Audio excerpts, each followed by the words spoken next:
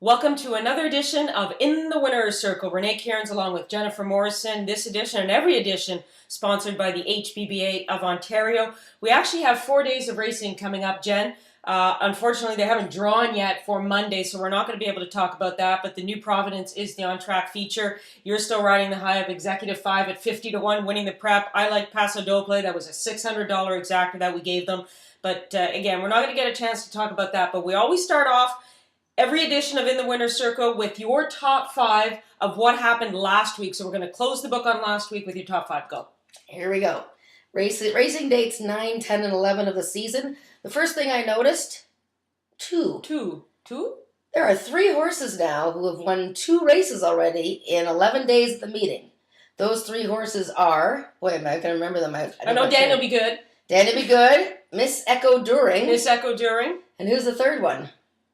Oh, we're going to have to remember that. How about Rockstar Mia? Rockstar Mia, that's right. But that's pretty good. 3 horses already won 2 races at the meeting, so okay, good what for else them. You got? The Queenston Stakes, one of our first prep races for the Queen's Plate, was last weekend. It was a little bit of an upset, obviously. A Black Hornet leading all the way to score for Pat Parente, winning his first stakes race. The Windview Stables owns that horse. Black Hornet beat some closers, Jagger M, Dynamic Sky. We'll see what happens with Black Hornet. They haven't decided whether they're going to stretch him out and head for the plate. Why not, I say. Might as well see how far he can go. Yeah, but absolutely. The Queenston kicks things off. Number 3 was the Eclipse Stakes. Was Sunday. Small field, but boy, oh boy, 3 of them were on the line at the finish. It was actually a good race. It was a very good race. Delegation had won the prep, that 104 buyer figure, but he came up a bit short. The winner was Alpha Better off the layoff. I know Danny Vella was saying that he was quite surprised that the horse paid $30 to win. However, it was a tough field. It was his first start of the year. So Alpha Better holding off James Street and Delegation. Great race for a 5-horse field. Alpha Better, as Danny said in the interview after the race, he's a late maturing pedigree and he is really just coming around. Finally won a stake race at the end of last season. I knew he would, and he finally did, but he's going to turn out to be, I think, a force to be reckoned with in that older horse division. And he's very game. Just watching him hold those horses off for the stretch, he just wants to win. How about this interesting number? That's the 114.50 that Consolidator Joe scorched 6.5 furlongs on Sunday. They were going fast. Set a track record, beat Fatal Bullet's track record. I was actually just talking to Erwin Drigger not too long ago. He was telling me that the cloudy days, the rain, the wind cooled off the track quite a bit, made it quite lively. He said the sprint races are going to go a lot faster when that happens. He said the mile and 16th races, like the Eclipse that went in 142 and just missed the track record, is a true time. So you just watch the weather and the wind, but you'll see that these sprint races tend to go quite quickly. Yep, indeed they do. And the last one, the photo finish camera worked overtime last weekend. A whole bunch of exciting races. There was 2 that caught my eye. Well, I couldn't figure out who won, but Malibu Skyline on Friday won by like this much in a claiming race. And then Sunday, you were with me when we watched that maiden filly race when Rocket Colleen won for trainer Mike Doyle and the Dura Racing over Carrots for Me, and we were absolutely dumbfounded that Rocket Colleen had won that photo. I thought there's not a camera in the world that's going to put that horse up as a winner. I think you said that. I said, and I was wrong. I couldn't believe it when the numbers went up. But well, and even Doyle and the owners couldn't even make it down to the winner's circle, I don't think, because they didn't think they'd won either. They won the race. Photo finish and turf racing starts this weekend. And baby racing. So there'll be lots of close finishes again. Lots to look forward to. We'll begin a look at the feature on Friday afternoon. There's a 9-race card on Friday afternoon, and the feature goes 3/4 of a mile. This is a race for Ontario side 3-year-old fillies, non-winners of 2 lifetime. I have a horse that I like in here, but let's you go first as to maybe who you like. Tequila Mockingbird looks pretty tough, looking for a repeat, but who do you like? Well, I've gone for a long shot because I like to think that's my specialty, and I'm still riding the high of Executive 5 at $100, but it's time now to get another winner. And I think this one has got a good chance to win, but certainly for your exotics, Derby Buzz, number 3. She was, a little bit lethargic in her opener at a distance that was too short for her, but I really liked the way she closed in the stretch, and she galloped out very nicely. That race was against older horses. The winner was Sinster Spinster, who came back and finished second to males. Derby Buzz is now against 3-year-old filly. She gets a little bit more distance. She won her maiden going 6.5 furlongs first time out. There is some speed to chase here. Is it Regal and Natural Blonde? So I'm thinking Derby Buzz is going to really run a lot better. So let's get Derby Buzz home. You like that one. The horse that I kind of like in there that I think is going to be a Price's Professor's Ride. She's got the ability. She was second to Cryptic Message last season. I just think that second race off the shelf for the Scott Fairley horse could be good. And also Natural Blonde, another Scott Fairley horse, also making the second start. They came out of the same last race. She didn't break all that sharply, but I think there's improvement there. So if you're looking for a short price, you've got the two Tiller horses, Born to be the Queen, who broke her maiden first time out, a daughter of Bold Executive, and Tequila Mockingbird, who added blinkers to her profile for her first start of the year, also by Bold Executive, and she was a winner at a short price. I think the race sets up for a closer. That's all I'm saying. Derby Buzz. That's the one. That's the one. Okay, we're Derby Buzz. Saturday. 10 races on tap for Saturday afternoon. We're going to talk about some action that's happening at Pimlico, but first we'll finish up what's going on at Woodbine. There's turf racing. That's a good thing. Yep. So we've got lots of stuff starting off this week, and there are 2 turf races, but there's also the Belade. How about that field of 12? The class of the field, in my opinion, no doubt about it, is Moonlit Beauty. However, I think this might be an abbreviated distance for her. Well, it's interesting. That race has 12 entrants, and there was 13 nominees, so that's pretty cool. This race is full of horses that do not really specialize at 6 furlongs. It's nobody's best distance. Exactly, exactly. And we do have some speed horses in there. Dance to the Moon, who hasn't won in a couple of years. Proud of My Roots. I'm looking for kind of a little bit of long shots again here. I really liked a race. It was an allowance race on April 27th. It was the non-winners of one other than. It was an open race. And the 2 horses I liked in that race that closed really well were Hurricane Lorraine and Forrester's Diva. I mean, I really like this Hurricane Lorraine horse. She hasn't run the Beyer figures needed to perhaps beat a horse like Moonlit Beauty by any stretch. But I'm talking about a 6 furlong race where she is bred to sprint. She can run long, but she is really bred to sprint. She closed really well in that race. Jessie Campbell, my long shot hero, she was a little bit erratic in the stretch last time trying to follow Forrester's Diva, who had made her move sooner, and those 2 finished quite well. Those are the 2 horses that I'm looking at to key in my exotics. But you have to pay attention to the horses in the race. Are they in there just to get a starting point, like a Moonlit Beauty? You know, she doesn't run her best races first time of the year. No. She doesn't run her best races at 6 furlongs. No. You're not going to bet a horse like that at 5-2, 3-1 or lower. So why not go for a long shot? I talked to Reed Baker today, Bears Gem. Bears Gem. What about her? She's on a serious roll, and she had it last year. She had some problems. They had to use some equipment to make her keep straight running. Again, though, she's a horse that comes from way out of it, like 6.5 furlongs, maybe longer. She's going to have to hurry, and it's her first start of the year. So I'm looking at 2 fillies that have raced against Open Company, Hurricane Lorraine, and Forrester's Diva. Opinion on Dance to the Moon? I really liked her first time out. I really liked her this year, and she ran her brains out, and she just got beat. You know, she hasn't won since 2011. She's got the rail, and there's speed to her outside. You know, she's very game, and she's a horse you can use in your exotics, but boy, she just doesn't win. Nigon's Honor, Danny Vella. Danny Vella talking her up a lot, like he was with Alpha Better. Again, another horse that is not, great at 6 furlongs. She's going to be coming from out of it. Looks like he's tried to sharpen her up with those workouts. Certainly one to consider, and she'll be low odds, 3-1 or so. Take one of the favorites if you like them. But remember, there's horses that have raced this year and horses that are coming off the winter layoff. You got to decide what you're going to go for here. I'm going with the horses that have raced. Yes, I think some of them now have that edge. They've got the race under their belt. It's been 2 or 3 weeks between races, so they have the tightener. I think it makes a difference. I think it absolutely makes a difference.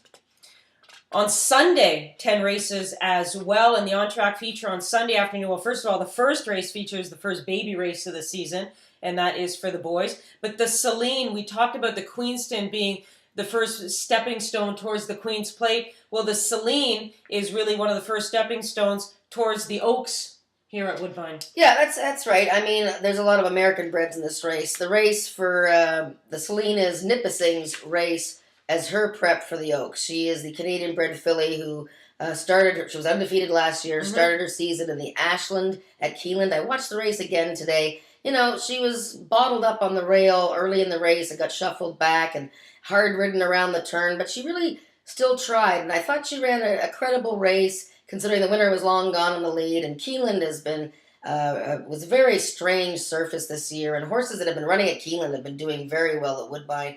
I think Nipissing has a really good chance to beat these American-bred fillies. I don't know where Spring Venture is in her thought process right now. In her form Nipissing, cycle. yeah, Nipissing beat her last time. Spring in the Air came out of the Ashland actually to win the Fury Stakes. But I think the two fillies that Nipissing has to beat are Coffee Click and Overheard. And those fillies have run 80s, but on the grass. Yeah. And I watched their races today. Coffee Click had a terrible trip last time. Got carried out wide in the turn and rallied again. Overheard had a wide trip last time. Both ran well on the grass. They're American-bred fillies. But I think Nipissing is going to do it. I actually put Coffee Click on top. If I was to bet a try, 2, 3, 8. But I like the 8. That's Coffee Click. The 2, Nipissing. I think she has to be respected. And I think you still have to respect Spring Venture going for Mark Casse. She won at OBS, and that was back in March. Again, you talked about her trip in the Ashland, but that's a Grade 1 race where they were so tough. So both Nipissing and Spring Venture coming out of a very, very tough race. But as far as the try box, I would go with the 2, 3, 8 try box in there. Yeah, I think if you got Nipissing and Coffee Click, and then work around those two horses and figure out your try bet from there. But I think it's a really super duper race. I mean, there's 2 lightly raced speed horses in there, Lee Court and I think That's Our Princess is going to be speed as well. That's Our Princess, very lightly raced, so they're getting a big, big test. But, other than the tough ones in there, why not take a shot and see where they are as far as, going on the way to the Oaks? And just watch the board. If there's way too much money going on a horse like Nipissing, then you might want to spread it out. Spring Venture is going to take a lot of action. Mark Casse's horses always take a lot of action, and deservedly so. Yep, absolutely. And they have been running well. When they haven't been doing well at Keeneland, they have been coming back and doing well at Woodbine. Okay, so that's what's happening as far as just 3 days of racing at Woodbine. Again, it is Holiday Monday. They haven't drawn for that yet, but the New Providence is the on-track feature for Monday. You had the prep that was won by a whisker by Executive 5. Paso Doble finished in second. Who's the favorite in that race? Geez, that was a couple of weeks ago. Who's the big favorite in that race? For Jenna's Wabbit, I think. Jenna's Wabbit might have And been he's going to be back on Monday. I think Executive 5, because he was a 5 furlong horse, he took advantage of those horses. I could really see Paso Doble turning the tables and winning the New Providence on Monday. Okay. As far as the second jewel of the American Triple Crown, the Grade 1 at Preakness going on Saturday, even money on Orb, who was so impressive winning the Kentucky Derby on a sloppy track. Didn't seem like that track bothered him a little bit, but there's another horse that I like in here. So give me your thoughts first, and we haven't talked about this race at all. Just give me your thoughts on the race at Pimlico on Saturday. Well, first of all, who doesn't want Orb to win? Everybody is hoping that this is the one. This is the one. And look it's what Shug McGay, he said, you can say whatever you want about the Kentucky Derby being on a sloppy track, and the pace was ridiculously fast, and it's set up perfectly for him. But he's also won off a slow pace. Yeah. He's won on any kind of track, any kind of surface. He's just a good horse. He's right now, he looks like he's unbeatable. He's got the highest last race buyer figure. Now, if you're looking to perhaps bet against him, because he's going to be low odds, I have picked one horse that I think can beat him. Okay, and I don't know who it is, so... You don't know, I know you don't know who it is. I watched his replay again today. Departing. That's my horse. That's wow. See, I really like that horse. This horse. He ran about an extra half a mile last time in the Illinois Derby. Very wide. First turn around the backstretch. I actually wasn't too thrilled about his trip, other than the fact he's wide, because he was asked to run so early. But he pulled away and won easily. Claiborne Farms, trainer Al Stahl. This horse, to me, looks like the up-and-comer. He's fresh. Yeah. Look at Orb's coming back in 2 weeks. Now the crunch time's on. I know he had a brilliant workout. We've watched the video of his workout. We've seen how good he is. Of course, we all cheering for him to go on to the Belmont and perhaps be our first Triple Crown winner, and who knows how long, 1978. But I think Departing, and as you do. Yeah, so, great minds think alike. And or fools seldom differ. There's opinions on both sides of that one. Yeah. What do you think happened to Golden Sense? In the Derby. I think he, 45 to the half. He, is chasing Palace Malice, who was running off with his blinkers on. 45 on a sloppy track in front of a big crowd. Just came unraveled, and jockey Kevin Krieger just pulled him up. I mean, I can see that horse rebounding, but what I can see is a lot of speed in this race, and I know it might not be necessarily true when the race is actually run, but I can see a lot of horses. You know, the Oxbows, the Titletown 5, Golden Sense, Governor Charlie, coming off a 110 and change workout. Yeah. I can see a hot pace here. I can see it setting up for Orb, but I can also see it setting up for Departing. So I'm going with the one-word horses: Orb, Departing, Exactor, Box. That's what we're doing. Shortening up in distance, configuration of Pimlico, not that big long stretch like Churchill. How do you think that affects a big stretch runner like Orb? Yeah, but if you watch his races, you know, a lot of times he's already taken the lead, you know, an eighth of a mile or before the wire. So I don't think it really affects him because he makes that move around the turn and he's already gone on with it. So I think the speed is there. He's, you know, for him to run at, you know, we're going to be cheering for him.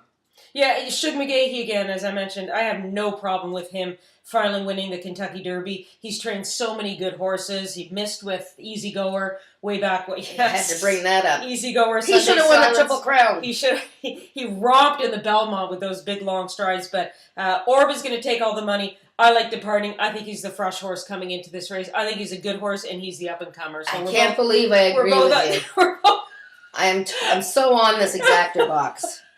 We're on the same page with Departing. Yes. Okay, so 4 days of racing. Again, the on-track feature on Monday, Holiday Monday, is going to be the New Providence. As we close off this edition, this holiday edition of In the Winner's Circle, as per usual. The mango edition. We have mangoes as our fruit on the desk for this week. Last week was a pineapple. Yep. A lot of people noticed that, like the pineapple. We're thought, you know what? Fruit of the week. Can't do a pineapple again. Gotta go with something different. Yeah. And if there's any kind of fruit that you want to see, well, you know, Yeah, a let us couple know. of fruit cakes right here. But let us know what kind of fruit maybe you want to see on the desk for the next So edition. who's our victim this week of their 5 things we don't know? I'm dying to know this one. A very, very willing participant for this feature was Ian Black. Ah, Lord Black. When Ian Black came to Canada years ago. Ooh, he's not going to like it when he said He that. actually, well, in the early 60s, they still had steeplechase racing at Woodbine, and he rode in those. He first started over in England, but when he came over here, he rode steeplechase races at Woodbine. Wow. I didn't know that. Very interesting. His first winner, I was pretty sure who this was, and he just verified it for me. Do you know who his first winner was? I can't remember. It was for King Haven Farms, I believe. Brandy Lake. Brandy Lake, okay. A trip that he would like to make anywhere south of the equator. South America, Australia, hasn't been to any of those destinations. I think it's because he wants to see the drain go the other way. Yeah, I think so. He just wants to watch the bathtub drain and, you know, That sounds like flush him. the toilet a couple of times and just watch it go the other way. That Yeah. sounds like Ian. Yeah. All-time favorite horse. He's had a lot of good horses, and he's actually got a beautiful picture. I think he had Rahi's Attorney. He had 50 Proof. He had that big horse that won the Dominion Day a few years ago, big black horse. Oh, whose yes. name escapes me. He had about 4... Stormy Lord and... Stormy Lord, and then the other one that's in the middle. He had 4 beautiful graded winners. The favorite of them, though, was Rahi's Attorney. Yeah. He said every time he led that horse over, he gave 100%. And Rahi's Attorney is now the stable pony. It's a great story. And doing a great job. And being from England, for some reason this past week I've been talking liver, steak and kidney pies with a lot of people. Organ meats, I don't do. But I said, you must like liver. He says, I love that. But you know what I don't like? He hates raisins. Really? Who'd have thought that? Ian Black hates raisins. You'll eat tripe, you'll eat liver, you'll eat steak and kidney pie, you'll eat all kinds of stuff, but he won't eat raisins. Well, that just doesn't sound very great to me at all. I don't know. But I wonder if he'll eat a mango. Maybe. Maybe, or a pineapple. Just don't be getting him a box of raisins tomorrow. No raisins for Ian Black. So thanks to Ian for participating in the 5 things that you don't know. Next week we'll have another subject victim, however you want to word it. But, again, a holiday weekend edition of In the Winner's Circle. Renee Cairns, Jennifer Morrison, kindly sponsored by the HBBA of Ontario. And you can find this, you're there, at their website. And there's lots of other things on their website that you want to find out about as well that's going on in the industry. So good luck with your handicapping this week. Look for some long prices, and hopefully we did give you some information that will help you find your way to the Winner's Circle.